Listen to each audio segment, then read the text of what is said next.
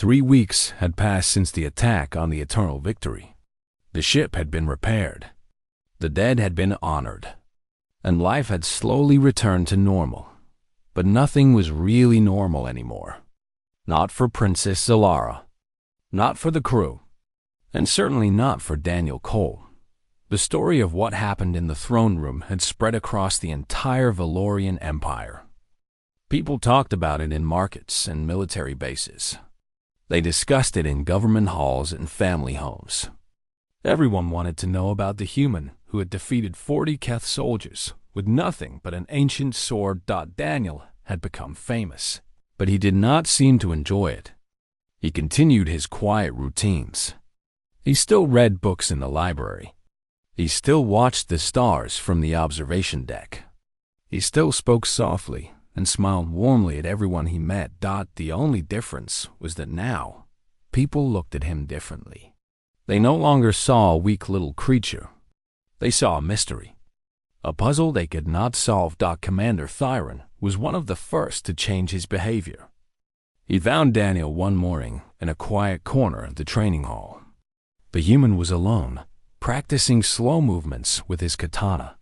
The sword flowed through the air in graceful arcs, almost like a dance. Thyron watched for a long time before speaking. "May I join you?"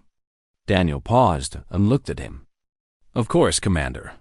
Thyron walked closer. He stood at attention, which was something Valorian warriors only did when showing deep respect. "I wanted to apologize properly," Thyron said.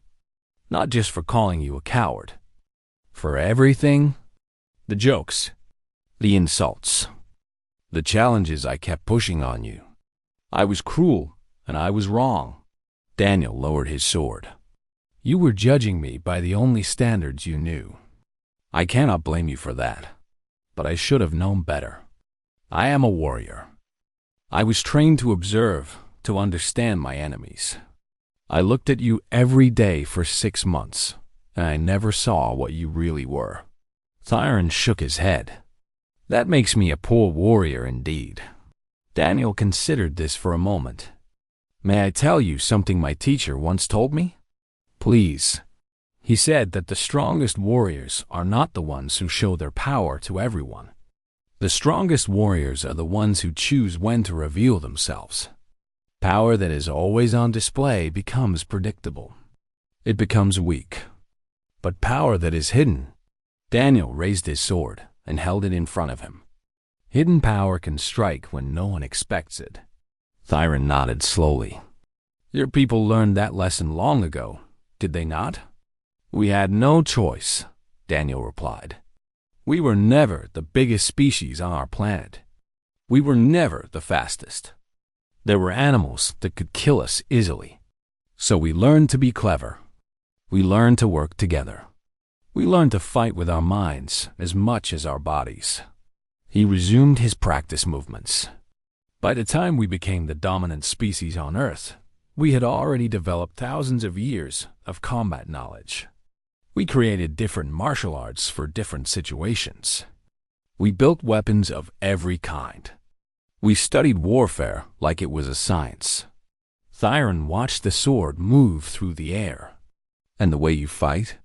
What is that called?" "It is called the way of the sword. In my language, we say Kenjutsu. My family has practiced it for over 400 years. 400 years, Thyron repeated.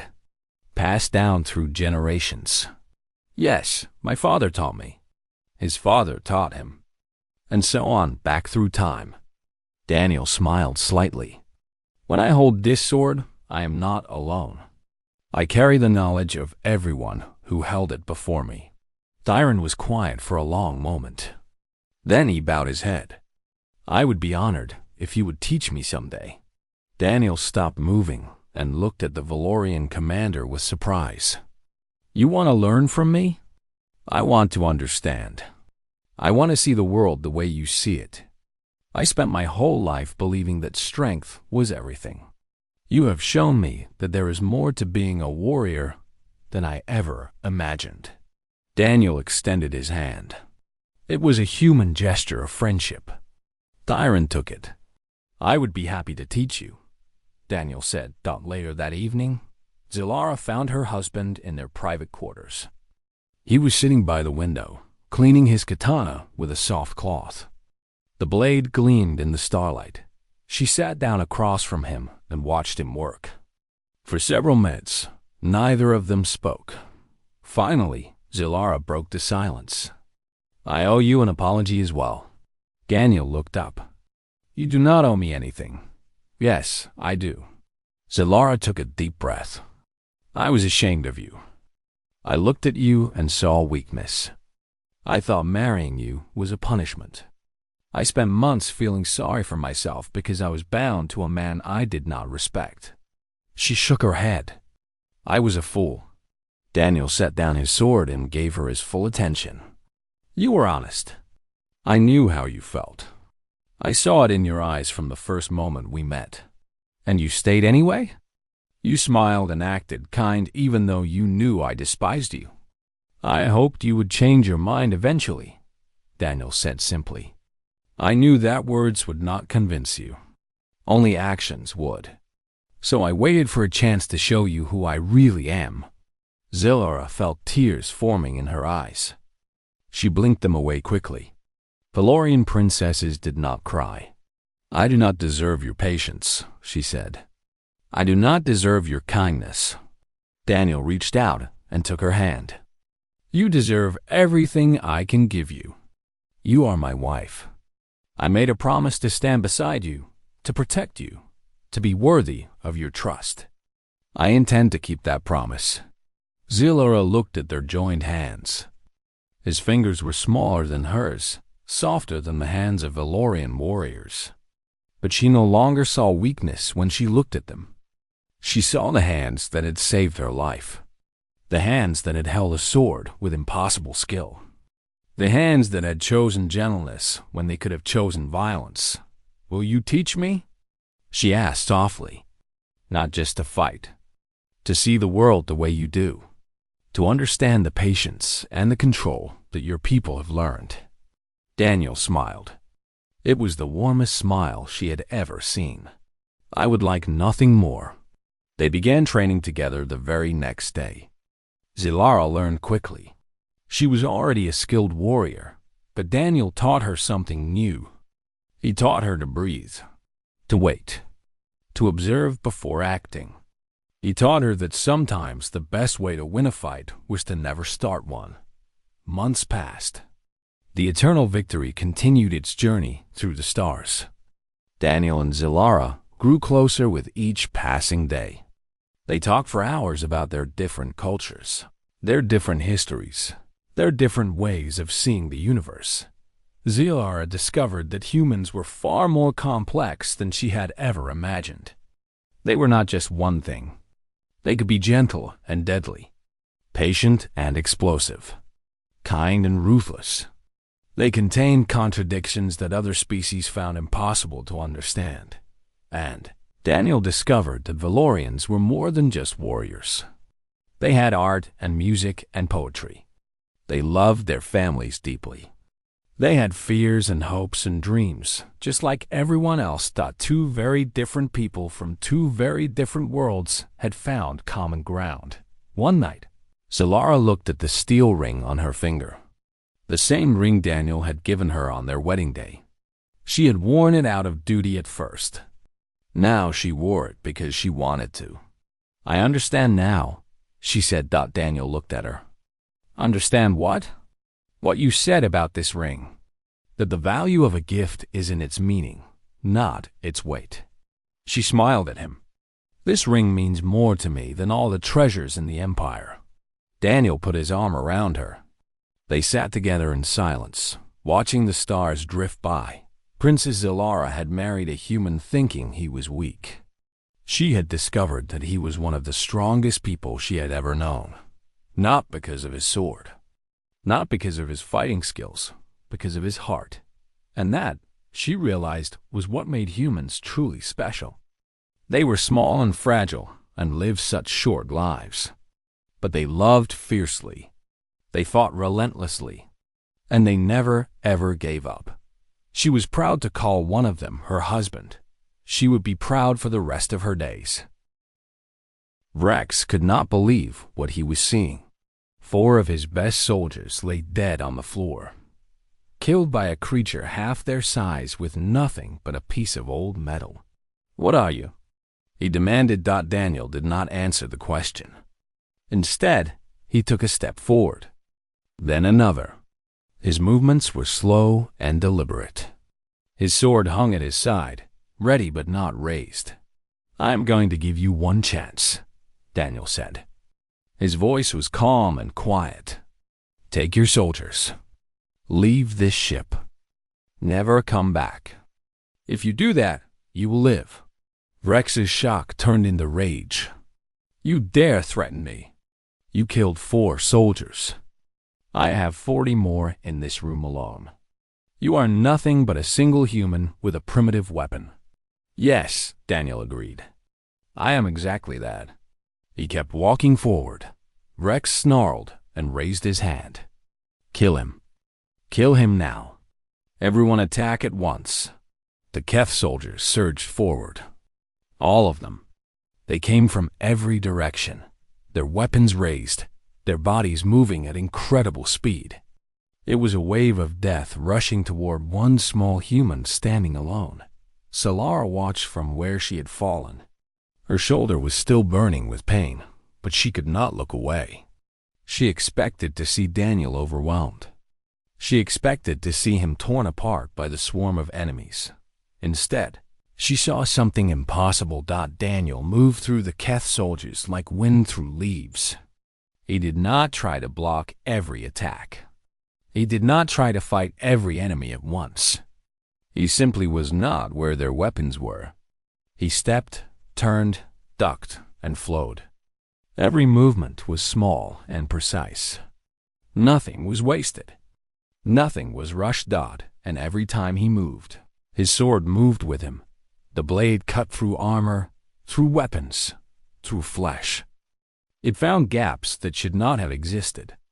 It struck at angles that should not have been possible. Daniel did not swing wildly or use brute force. He placed each cut exactly where it needed to go. 1 Keth fell, then 2, then 5, then 10. The other Valorians in the room watched in stunned silence. Commander Thyron had arrived with reinforcements just in time to see the battle unfold. He stood in the doorway, his own weapon forgotten in his hand. "Impossible," he whispered, but it was not impossible. It was happening right in front of them. Daniel reached the center of the throne room. Bodies lay scattered around him. The surviving Keth soldiers had stopped attacking. They stood in a circle, afraid to move forward, afraid to move back. They had never seen anything like this. Their entire lives, they had believed that speed and strength were everything. The bigger, the faster, the more powerful creature always won. That was the law of the universe. But this human was not big. He was not fast by their standards. He was not powerful at all. He was something else entirely. Rex pushed through his soldiers. His scarred face twisted with fury and fear. "What kind of trick is this? What technology are you hiding?" Daniel lowered his sword slightly. "No tricks. No technology. Just skill. That is impossible. Your kind has only been in space for 200 years. We have been warriors for 10,000. No species learns to fight like that in 200 years." Daniel smiled slightly. It was not a warm smile. It was a cold, dangerous expression that Zalara had never seen on his face before. "You are right," he said. "We have only been in space for 200 years. But we have been fighting each other for 200,000 years. Long before we knew other species existed. Long before we had starships or plasma weapons or anything else." He raised his sword and looked at it. The blade gleamed red with blood. "This weapon is called a katana. It was created by my ancestors on Earth, nearly 1,000 years ago. They spent centuries perfecting its design. They spent centuries learning how to use it. Not to conquer other planets. Not to fight aliens. Just to fight each other Daniel looked back at Rex. My people did not survive by being the strongest or the fastest. We survived by learning, by practicing, by passing down knowledge from generation to generation. I have trained with this sword since I was 6 years old. I have studied the techniques of masters who died before your species even existed. He pointed the blade at Rex. You asked what I am. I am a student of the old ways. And right now, I am very, very angry. Rex backed away. For the first time, there was real fear in his eyes. He looked around at his remaining soldiers. More than half of them were dead or wounded. The others looked like they wanted to run. This is not over, Rex growled. The Syndicate will remember this. Good, Daniel said. Remember it well. And remember what I told you. If you ever threaten my wife again, I will not offer you mercy a second time. He walked toward Rex. The Keth leader stumbled backward. Suddenly looking small despite his massive size, Daniel stopped in front of him and pressed the edge of his blade against Rex's throat. The metal was cold against the alien's skin. Yield, Daniel said quietly. Order your soldiers to leave. Do it now, and your crew lives. Continue fighting, and I will show you exactly what humans do when something we love is threatened. Rex stared into Daniel's eyes. He saw no bluff there, no weakness, no hesitation. He saw only certainty. The Keth leader swallowed hard. Stand down, he ordered his soldiers. Everyone back to the ships. We are leaving. The surviving Keth soldiers obeyed instantly. They gathered their wounded and retreated through the holes they had cut in the hull. Within minutes, they were gone. Their ships detached from the Eternal Victory and jumped into hyperspace, running away as fast as their engines could carry them. The battle was over. Daniel lowered his sword. He stood there for a moment, breathing slowly, letting the tension leave his body. Then he turned and walked toward Zilara. She was still on the ground, clutching her wounded shoulder. She watched him approach with wide eyes. Her mind was struggling to understand what she had just witnessed. Daniel knelt beside her. His face softened. The cold warrior disappeared, and the gentle husband returned. He examined her wound with careful hands. You need medical attention, he said. Can you stand? Zilara stared at him. What are you? Daniel met her eyes. I am your husband. I am the man who promised to protect you. That is all I have ever been. But all this time, the way you acted, the challenges you refused, a sword drawn without purpose is just noise. Daniel repeated the words he had told Thyron months ago. I told everyone the truth. They just did not believe me. He helped her to her feet. Pelorian medics rushed forward to treat her wound. Commander Thyron approached slowly, looking at Daniel like he was seeing him for the first time. I owe you an apology, Thyron said quietly. I called you a coward. I was wrong. Daniel shook his head. You judged me by what you could see. Most people do. I have learned to accept that. Thyron looked at the bodies scattered across the throne room. My people will sing songs about what happened here today. I would prefer if they did not, Daniel replied. I did not do this for glory. I did it because it needed to be done. He turned and looked at Zilara. Their eyes met, and something passed between them. Something that had never been there before. Understanding ZYL era finally saw her husband for what he truly was. Not weak, not soft, not fragile. Patient, controlled, deadly when needed. And gentle when the danger passed. She reached out and took his hand. For the first time since their wedding, she held it willingly. Thank you, she whispered. Daniel smiled. It was the same warm smile he had given her on their wedding day.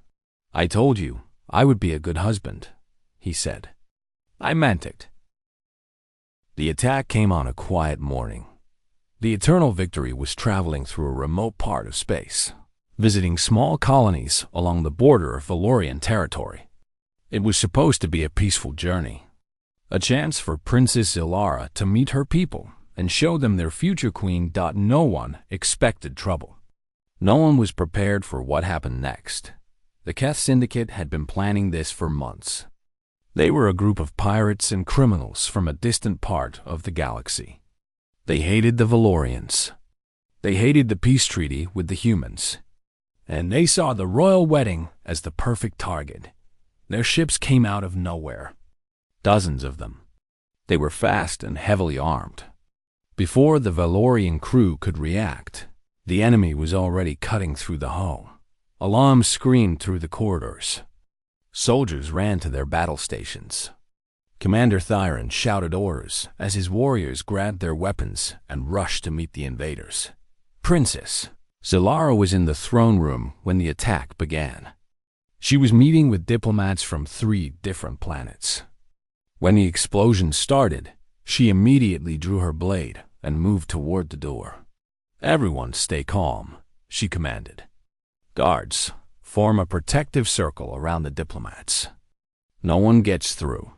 Her guards obeyed instantly. 10 of the best warriors on the ship surrounded the frightened diplomats. Zilara stood at the front, her crystal blade gleaming in her hand as the doors exploded inward. Keth soldiers poured into the room. They were insect-like creatures with hard shells and 4 arms. Each arm held a different weapon. They moved fast, clicking and hissing as they attacked. Zilara met them head-on. She was magnificent. Her blade cut through 3 enemies before they could take 2 steps. She moved like lightning, dodging attacks, striking back, never stopping. But there were too many of them. For every Keth she killed, 2 more took its place. Her guards fell one by one. The diplomats screamed and ran for cover. The room filled with smoke and the smell of burning metal. Then a plasma bolt hit Zilara in the shoulder. The pain was incredible. She stumbled and fell to one knee. Her blade slipped from her fingers and clattered to the floor. She tried to stand, but her body would not obey. The Keth soldiers surrounded her. Their leader walked forward slowly. He was bigger than the others, with a scarred shell and cold black eyes. His name was Vrex, and he commanded the entire syndicate. "The mighty Valorian princess," Vrex said. His voice was like metal scraping against stone. "Not so mighty now." Zilara glared at him with pure hatred. "Kill me if you want. My people will hunt you across the galaxy." "Oh, I do not want to kill you," Vrex replied. "You are worth much more alive. Your father will pay anything to get his precious daughter back." He looked around the ruined throne room. "But where is your famous husband? The human? Did he run away and hide like the coward he is?" Zilara said nothing. She realized she had not seen Daniel since the attack began. She did not know where he was. Part of her was not surprised. Of course he would hide. Of course he would run. It was exactly what she had expected from him. But another part of her, a small part, remembered what she had seen on the observation deck. That stone face. Those sharp eyes. That coiled readiness. The doors at the back of the throne room opened. Everyone turned to look. The Keth soldiers raised their weapons. Vrex narrowed his eyes. Daniel Cole walked into the room. He moved slowly, calmly, like he was taking an evening walk through a garden. His face showed no fear. His eyes were steady. In his right hand, he carried something that made Zilara's breath catch in her throat. It was a sword, not a plasma blade, not an energy lance, not any of the advanced weapons the galaxy had created over thousands of years. It was a simple sword made of steel. The blade was long and slightly curved. It gleamed under the emergency lights with a cold, pure shine. Daniel stopped about 20 feet from the Keth soldiers. He held the sword at his side, pointing toward the ground. "I am right here," he said. Rex stared at him for a moment. Then he started laughing. It was an ugly sound, like rocks grinding together. This is the human everyone talks about? This little creature with his ancient toy? Rex shook his head. I almost feel sorry for you, princess. Your empire married you to a fool. Daniel did not respond to the insult. He simply stood there, watching, waiting. Rex waved his hand at 4 of his soldiers. Kill him. Make it quick. We have more important things to do. The 4 Keth soldiers moved forward. They were fast. Their bodies were built for speed and killing. Each one had killed hundreds of enemies in their lives. They expected this to be easy. They were wrong. Daniel moved. It was not like anything Zilara had ever seen. He did not charge forward like a Valorian warrior. He did not shout or roar or make any sound at all. He simply flowed toward the enemy like water running downhill. His sword came up in a smooth arc. The first Keth soldier fell before he even raised his weapon.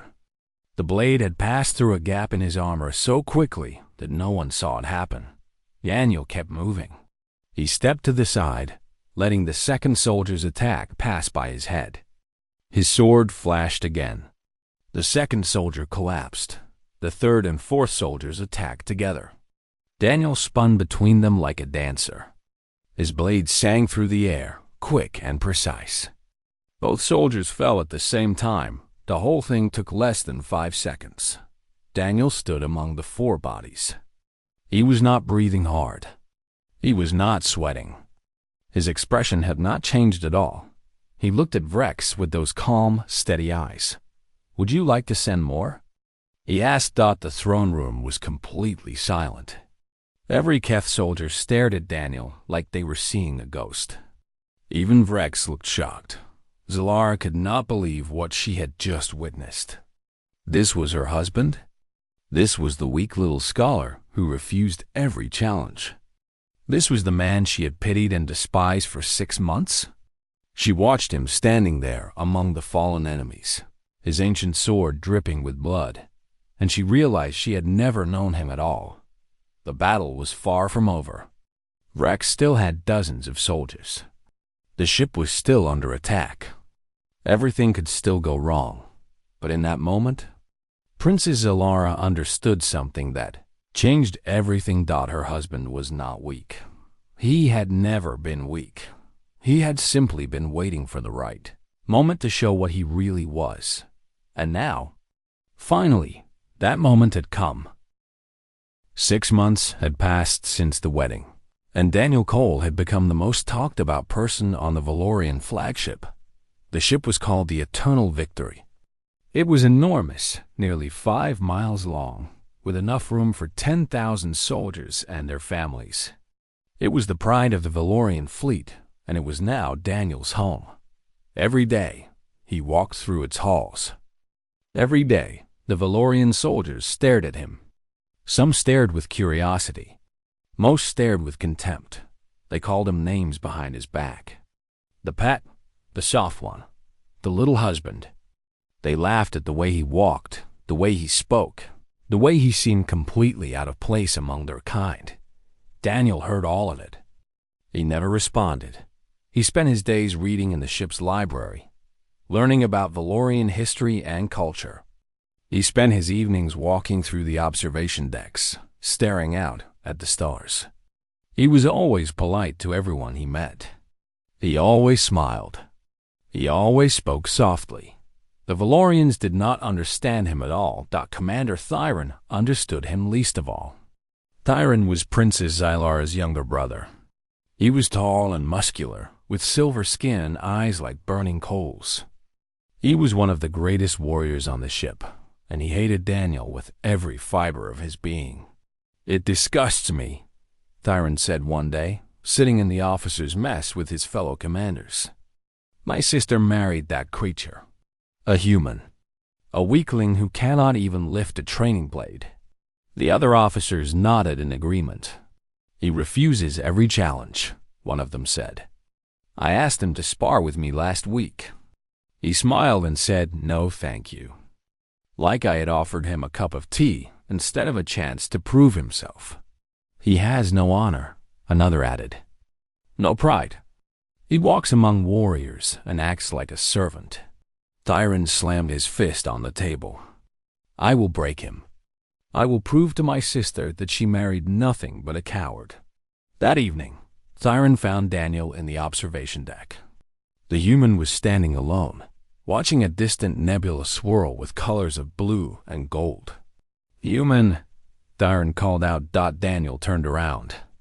"Commander Thyron." "Good evening. I want to ask you something," Thyron said, walking closer. He towered over Daniel by more than a foot. "Do your people know how to fight? Or do you simply run away when danger comes?" Daniel's expression did not change. "We know how to fight. Then why do you refuse every challenge?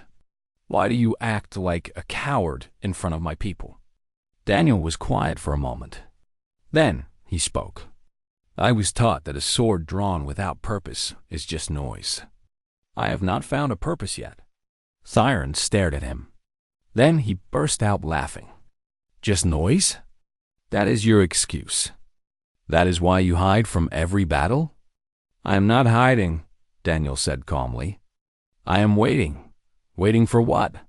"For something worth fighting for." Thyron shook his head in disgust. "You are everything I thought you were. A weak little man with weak little excuses. My sister deserves better than you."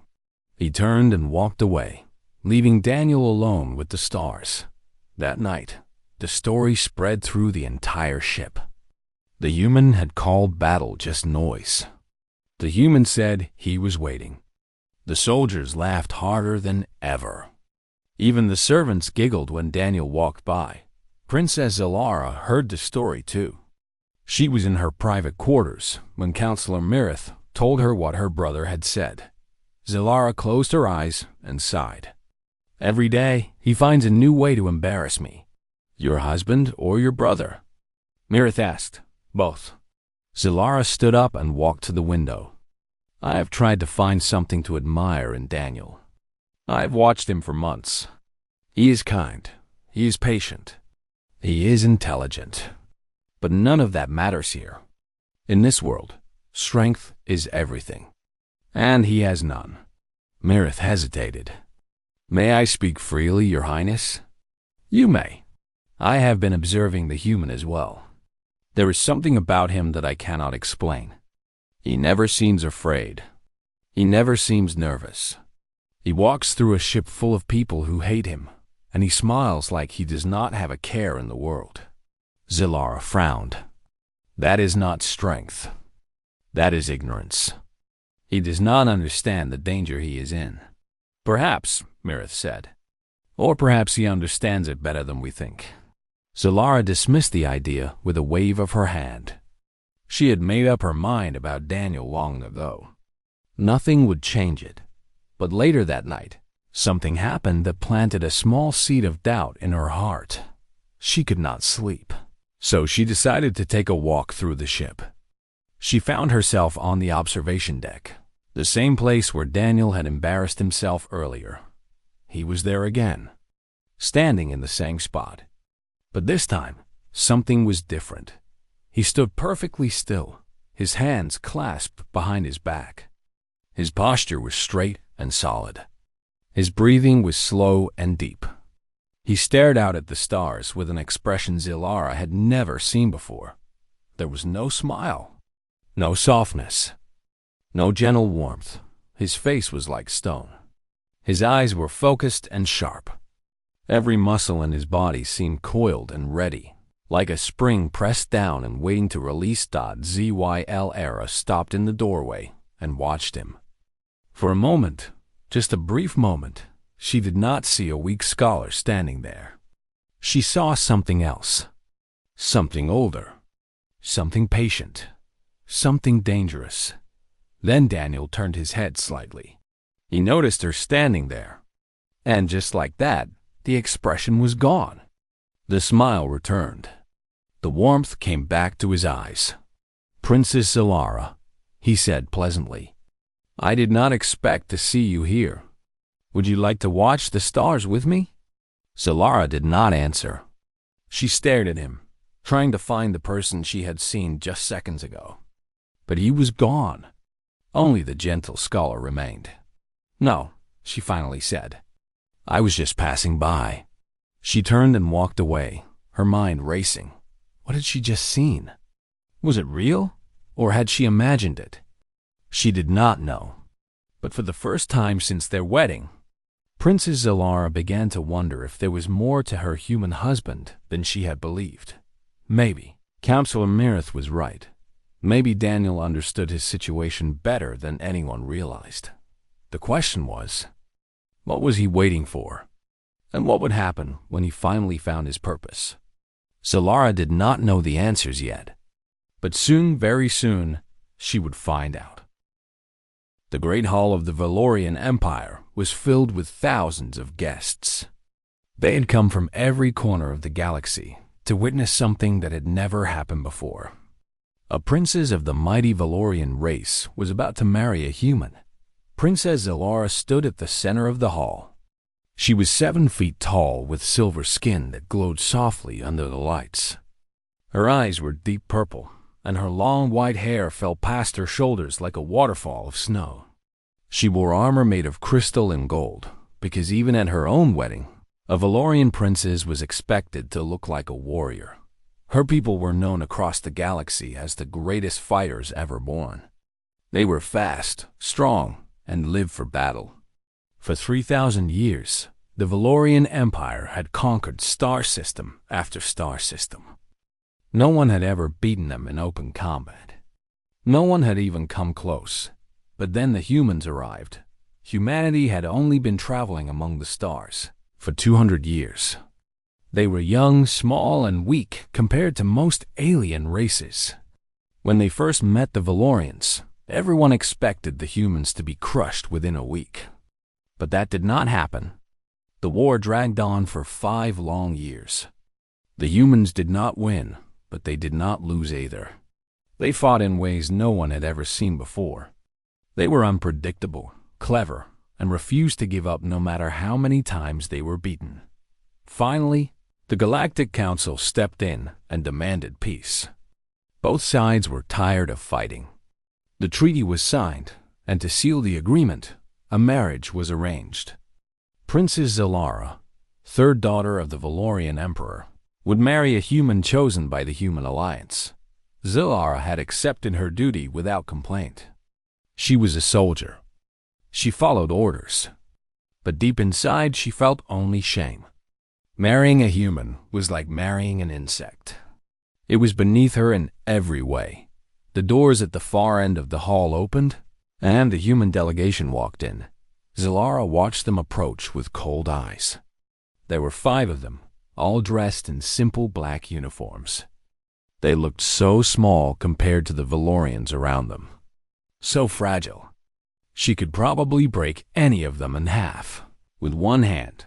Then she saw him. Her future husband walked at the front of the group. His name was Daniel Cole. She had seen pictures of him before, but seeing him in person was different. He was about 6 feet tall with short brown hair and brown eyes. He had a kind face and a calm expression. He walked slowly, looking around at the great hall with quiet curiosity, not fear. He was not ugly, Zilara admitted to herself. For a human, he was probably considered handsome. But by Valorian standards, he was nothing special. He had no visible muscles. He carried no weapons. He moved without any of the power or grace that Valorian warriors spent their whole lives developing. He looked weak. He looked soft. He looked like a gentle breeze could knock him over. Zilara leaned toward her advisor, a tall Valorian woman named Counselor Mirith. "This is what they send us?" she whispered. "This is supposed to be their best?"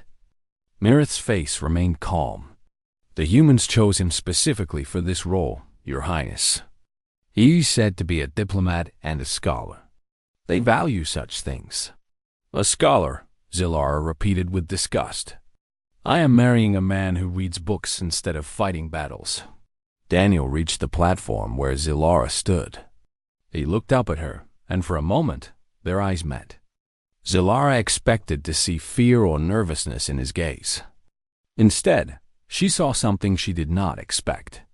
His eyes were calm and steady, like the surface of a still lake. There was no pride in them, but there was no shame either. He smiled at her. It was a small, warm smile, as if he was genuinely happy to meet her. "Princess Zilara," he said. His voice was soft but clear. "Thank you for accepting me. I know this arrangement was not your choice, and I want you to know that I will do everything I can to be a good husband to you." Zilara did not know what to say. She had expected him to tremble before her. She had expected him to beg for her approval. Instead, he spoke to her like an equal, like he had nothing to prove. It annoyed her. "We shall see," she replied coldly. The ceremony began. It was long and filled with ancient Valorian traditions. Daniel stood through all of it without complaint. He repeated the words he was told to repeat. He performed the rituals he was shown. He did everything correctly, even though Zilara knew he could not possibly understand what any of it meant. At the end of the ceremony, Daniel reached into his pocket and pulled out a small wooden box. He opened it and held it out to Zylara. Inside was a ring. It was made of simple steel, with no jewels or decorations. It was the plainest piece of jewelry Zilara had ever seen. "This is a tradition from my world," Daniel explained. "When two people marry, they exchange rings as a symbol of their bond. I made this one myself. I know it is not valuable compared to Valorian treasures, but where I come from, we believe the value of a gift is in its meaning, not its weight." Zilara stared at the ring. A Valorian groom would have given her a weapon forged in the heart of a dying star. A crown made of conquered metals. Something that showed strength and power. This human was giving her a piece of cheap metal he had made with his own hands. She took the ring and slipped it onto her finger without a word. It fit perfectly. "Thank you," she said, because protocol demanded she say something. Daniel smiled again. "I hope that one day you will wear it because you want to, not because you have to." Zilara looked at him sharply. There was no challenge in his voice, no hidden anger. He meant exactly what he said, nothing more. The wedding feast began. Thousands of guests ate and drank and celebrated the new peace between their peoples. Valorian warriors boasted about their conquests. Human diplomats talked about trade and cooperation. Music played. Laughter filled the hall. Through it all, Zilara sat beside her new husband and said almost nothing. She watched him eat small portions of food. She watched him sip his drink slowly. She watched him speak politely to everyone who approached him, never raising his voice, never showing off. He was nothing like the men she had grown up admiring. He was nothing like the warriors who had won her respect. He was quiet, gentle, and completely unremarkable. She had married a lamb, and she had never felt more disappointed in her entire life. As the night went on, Zilara made a silent promise to herself. She would fulfill her duty as a wife. She would keep the peace between their peoples. But she would never respect this man. She would never admire him. She would never see him as anything more than what he appeared to be. A weak, soft, fragile human. She had no idea how wrong she was.